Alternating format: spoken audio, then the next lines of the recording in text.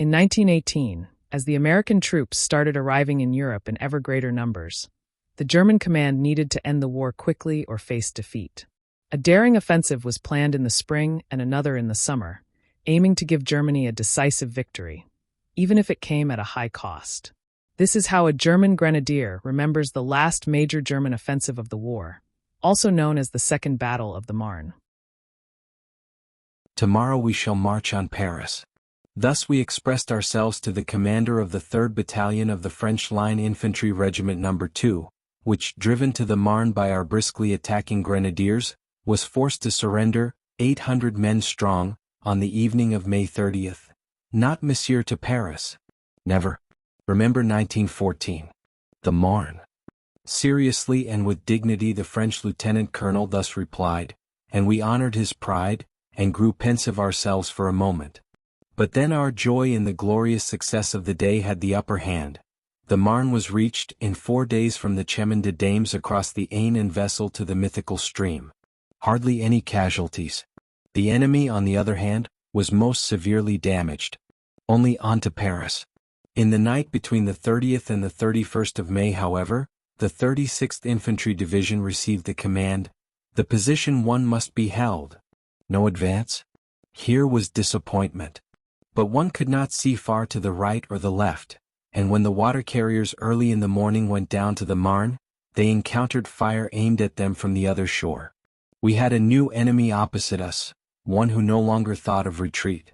Between this enemy and us was the Marne, a river with a swift current, over 60 meters broad at Château-Thierry, very deep and canalized.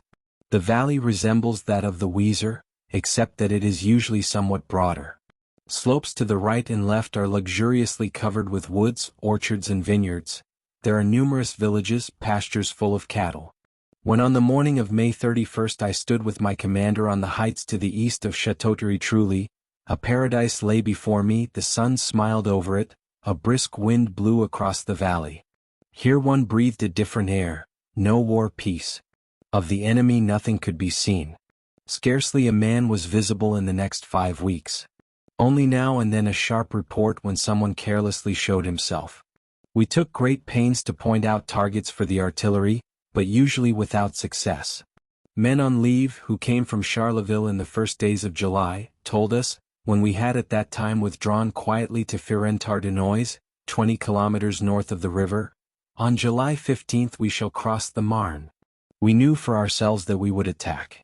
As in the days of March, we practiced that kind of attack in which we advanced where the enemy offered the least resistance. We did not storm the strong front, the forehead, as it were, but attacked it from the flanks and the rear.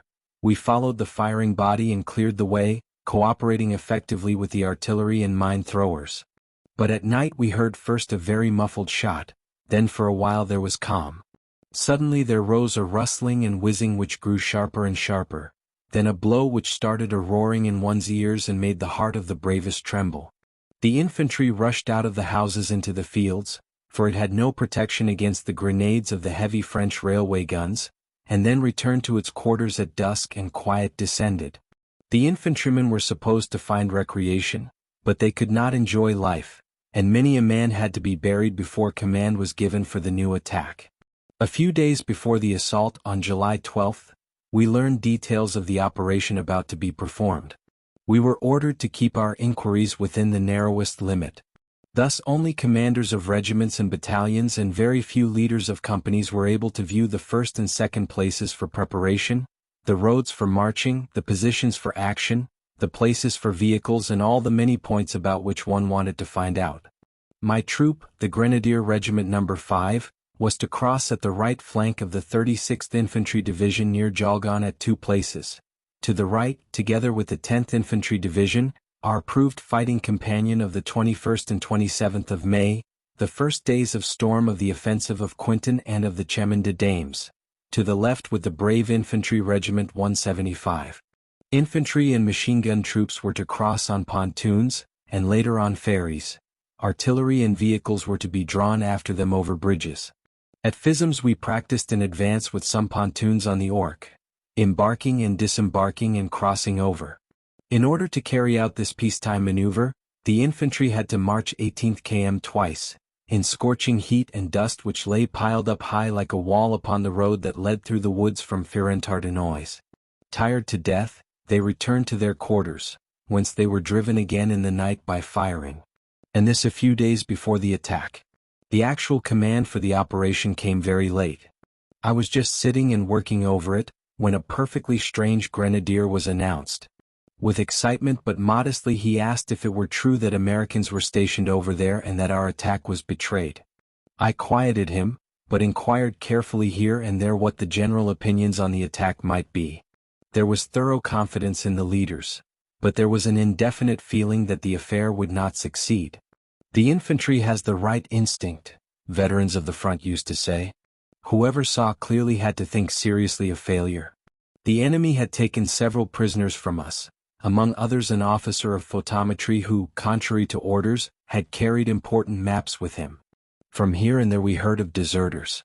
In defiance of all war experiences, little had been done to keep our purpose secret. Thus at 9 o'clock in the morning, while enemy aviators had been circling above for over 4 hours, our munition columns still stood crowded together on the streets. The enemy fire increased each day. When on July 13th we moved to the places of preparation, thick clouds of gas lay on the wood of Jalgon. It will turn out all right, was the general consolation. The last offensive had given us courage, less to the troops than to the commanders. Were the men at the front mistaken at the time when they felt that their warning had not been heeded enough? To be sure, it would have made a strange impression if, a few days before the attack, timid voices should have been heard from a division. And it was quite comprehensibly human that an officer of the General Staff, who had exerted his whole strength and intelligence for the hard work of preparing the attack and was looking forward to success, should be shy of saying, "It can't be carried through." Two forces were exerting their pressure, the hope roused by ambition. Perhaps we will succeed after all, the enemy's fighting is so poor. And then the man at the top who was accustomed to an inconsiderate process of removal whenever he noticed that positions were filled by the wrong men.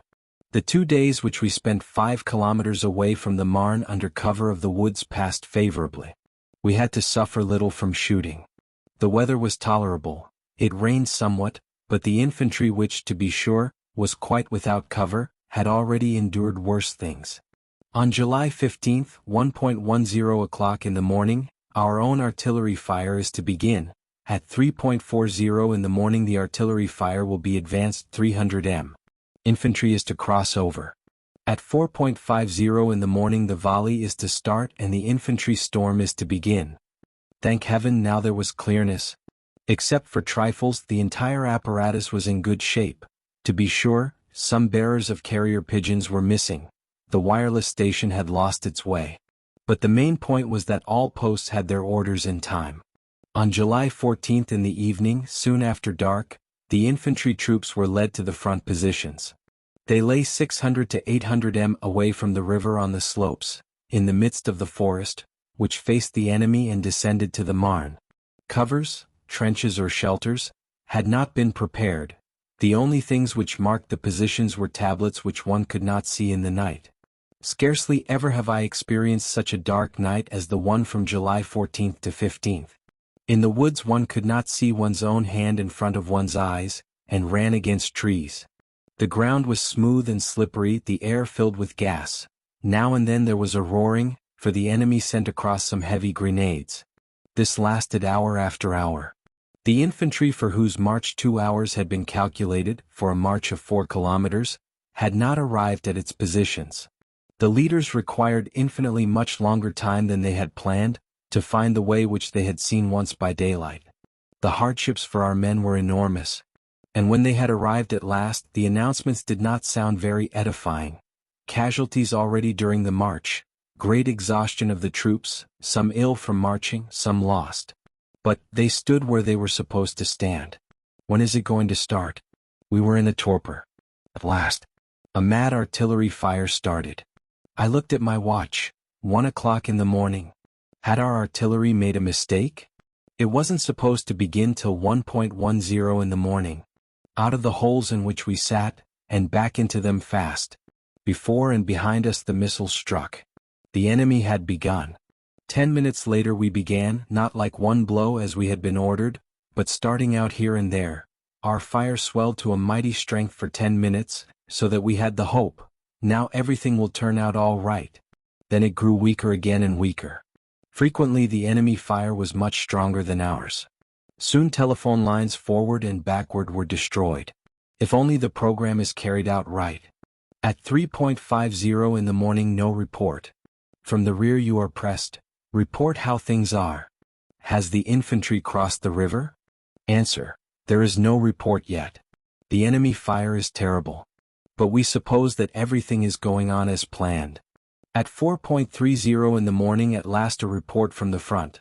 The Fusilier Battalion, the left front attacking battalion, reports that the prepared positions were subjected to the strongest enemy fire, that 2 companies were fully broken up and that there were grave doubts about the success of the attack. This report is immediately passed on verbatim. No word has come as yet if the crossing has succeeded. The regiment staff sends out patrols to make sure of the situation. At last, after hours, a more accurate report arrives. The 1st Battalion, which was to attack to the right, has been caught terribly in the narrow path that leads down to the river by enemy fire. Only parts have reached the river. The pioneers have given up. The pontoons have been left 100 meters before the Marne. It is impossible to cross here, as strong enemy infantry is defending the other shore stubbornly with numerous machine guns. To the left things look a little better. The Fusilier Battalion has reached the river with 2 companies and is crossing. Strong parts of the IND Battalion, which were to follow as reserves and which have been led forward very skillfully by Cavalry Captain von Plehwe, the victor of May 3 have already arrived at the other shore of the river and are holding the railroad embankment which lies about 600 m to the south of the river. The casualties of F5 are very severe, those of 2-5 a little lighter. The attack has halted. A strong enemy prevents farther advance. This is the first picture.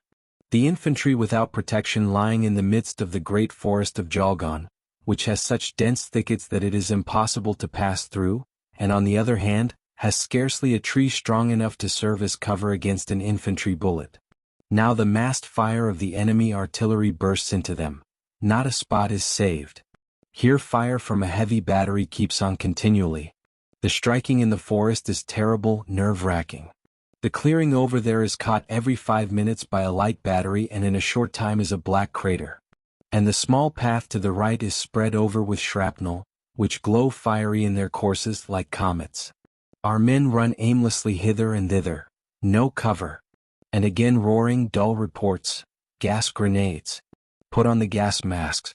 One could not see anything before, now still less. Many are seized with a dull despair.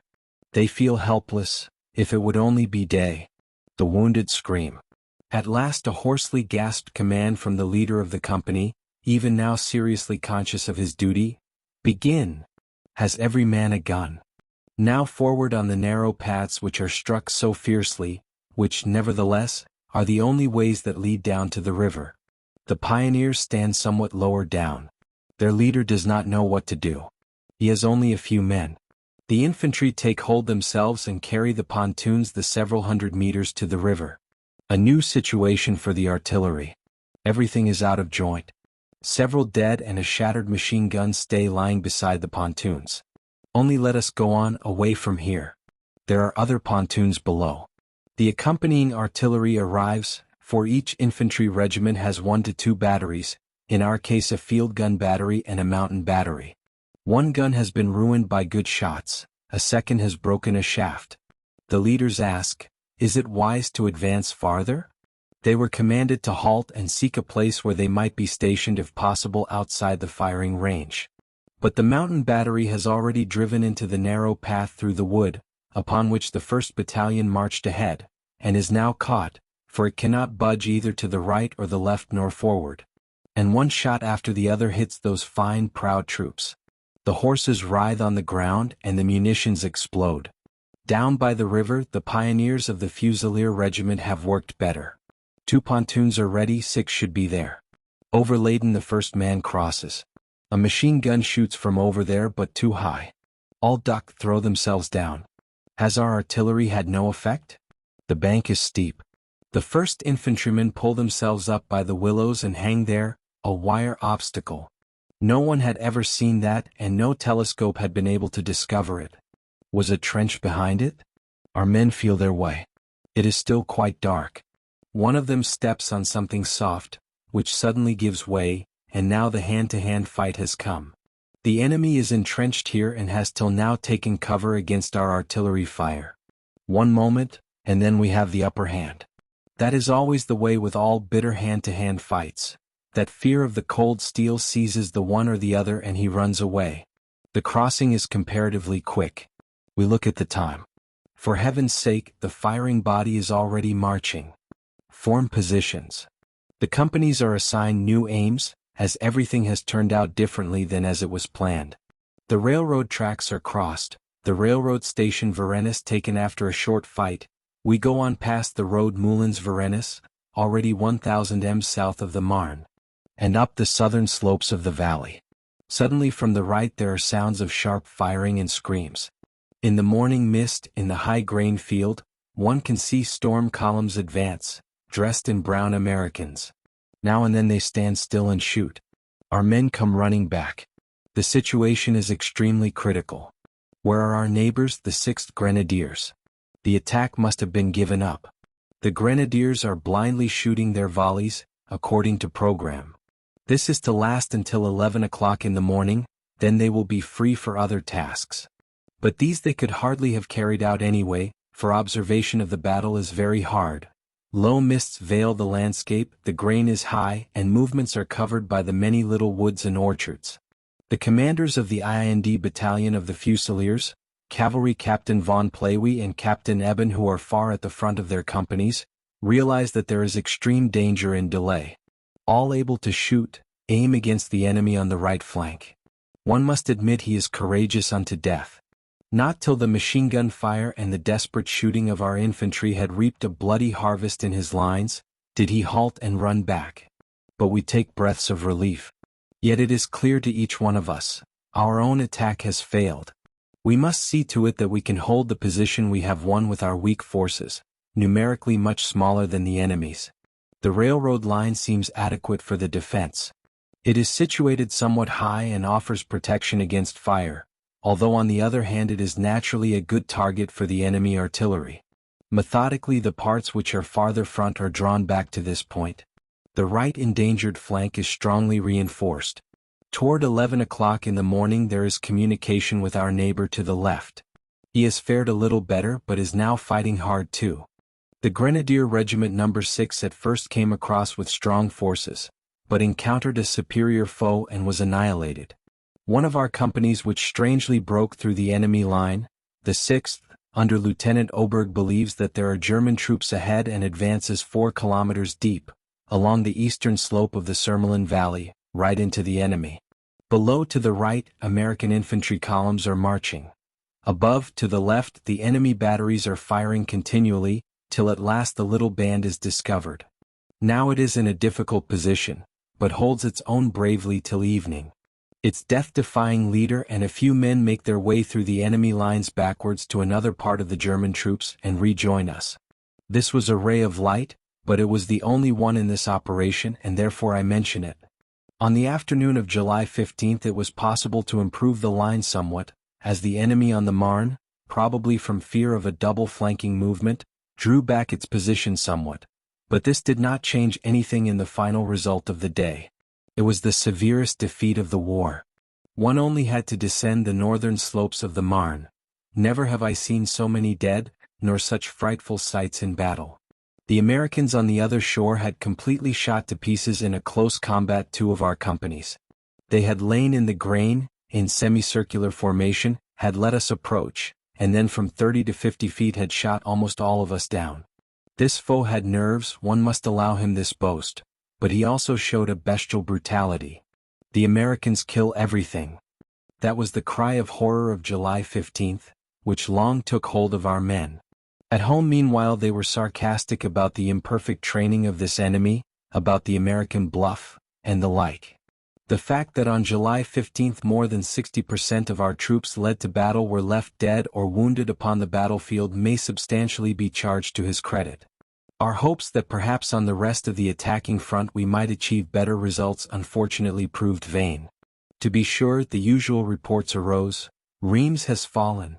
To our left the Bavarian division has advanced 15 kilometers. But there was unhappily no truth in them, as happens so often. Everywhere the same sight: courageous, death-defying attack, the severest casualties and no success in any way worth mentioning. It was naturally expected that the strongest attacks would be aimed against this in a short while. We prepared for this situation, but had small hope of being able to keep our position. 1 to 2 kilometers behind us was the river. This did not help our prospects. On July 17th the first attacks were started. They were repulsed. On the 18th the enemy went at it with more energy and brought armored tanks into the fight. But without success. Like salvation we welcomed the command front to be withdrawn behind the Marne. In the night between the 18th and 19th of July we withdrew. The Marne bridges were afire. One bridge was already destroyed. Yet we crossed in tolerable condition. The enemy at any rate noticed nothing, so that our patrols left behind on the southern shore could remain over there several hours and could return unmolested. We hoped for rest. A day like the 15th of July affects body and nerves for weeks. Our lines were thinned. Low spirits took hold of most of the men. So infinitely many dear comrades we had left over there. Many of them we had not been able to lay in the earth. It had all been like a warning: your turn too is coming. Thus thought the man at the front. Then the report reached us: trouble to the right. The enemy, enormously strong, has attacked from the woods of Villers-Cotterets, has advanced 15 kilometers on the first day. We must go back. We gnashed our teeth but believed it even before we received details officially. And these troops, which had just endured such hardships, had the task of giving their last, of hurling themselves as an obstacle against the overwhelming storm wave. They did this calmly and patiently, sacrificed the remainder of the veterans of 1914, and did not lose their honor. I hope you enjoyed. Until next time.